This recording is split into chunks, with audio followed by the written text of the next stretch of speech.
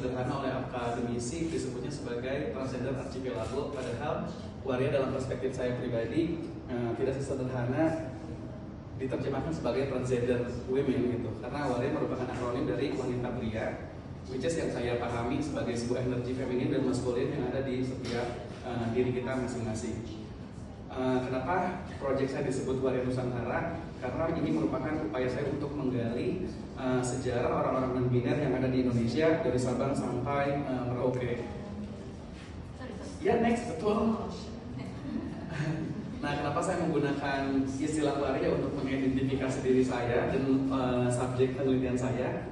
Karena pas pertama kali saya sampai di Jogja tahun 2008, saya kebingungan karena banyak banget orang melabeli diri saya dengan identitas-identitas yang tidak saya pahami. Pertama, saya identifikasi sebagai gay, saya identifikasi sebagai waria, saya identifikasi sebagai waria bongkar pasang karena tidak 24 jam berdandan atau memakai pakaian perempuan. Jadi saya punya banyak kebingungan dan pas video ini dibuat, saya mengidentifikasi diri saya sebagai manusia, itu aja udah cukup gitu.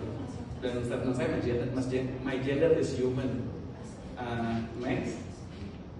Lalu kemudian berangkat dari semua problem yang ada terkait kita sebut sekarang LGBT paling mudah gitu, atau persoalan orang-orang non-biner di Indonesia, saya kemudian punya inisiatif untuk mendekolonize gender yang ada di Indonesia. Pertamina merupakan nama belakang saya, sebelumnya nama panggung saya Tamara Pertamina, tapi kemudian setelah di email oleh PT Pertamina, saya harus menghilangkan nama belakang saya dan memutuskan untuk menggunakan nama Tamara dengan double R, Tamara aja. Next. Awal keberangkatan saya menggali sejarah orang-orang non-biner di Indonesia adalah ke BISU, karena waktu itu sebagai anak muda saya punya persoalan tentang hasrat seksual saya, pengen jadi selibat tapi kebetulan saya muslim, jadi nggak punya keberanian untuk beralih agama ke Kristen atau ke Katolik untuk menjadi Romo.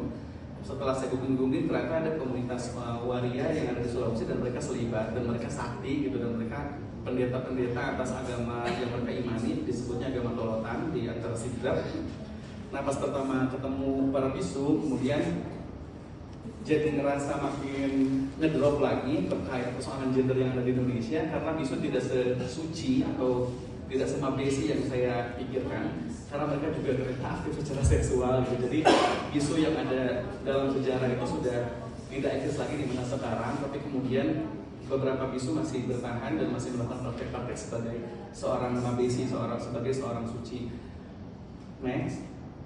Lalu kemudian pada tahun 2017 saya punya kesempatan untuk berkolaborasi dengan Emma Franklin, seniman dari Brighton, UK. Kemudian saya membawa Emma ke Sulawesi juga untuk bertukar pengetahuan terkait keberagaman gender dan seksualitas yang ada di Indonesia. Dalam foto ini bisa dilihat bagaimana saya mengartikulasikan pengetahuan yang kita pinjam yang berlaku hanya di lokasi itu saja. Jadi tidak bisa semena-mena kita bawa keluar atau kita distribusikan. Jadi ada ritual Indo-Wotin seperti ritual pengantin. Jadi saya dinikahkan sama Emma, tapi habis itu dilepas lagi. Jadi kayak nikahan di Bone waktu itu, karena kami mengunjungi 4 kota di mana bisu berada: Bone, Sopeng, Wajo, sama Segiri. Next, berasa diburu-buru banget kayaknya. Lalu setelah selesai dari Sulawesi, kami mengunjungi 4 kota besar di mana bisu berada di 4 kerajaan tersebut. Kami membuat presentasi di Jogja dengan judul Calabai Janel. Calabai Janel itu artinya waria gila. Itu istilah yang dilontarkan oleh para bisu ke kami.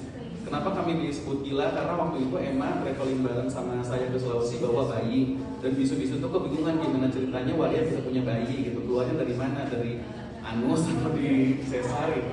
Jadi transaksi ekonomi, transaksi pengetahuannya tuh kocak banget gitu, antara Emma dari Inggris, dari negara maju gitu, terus saya dari Jogja gitu yang sedikit tradisional.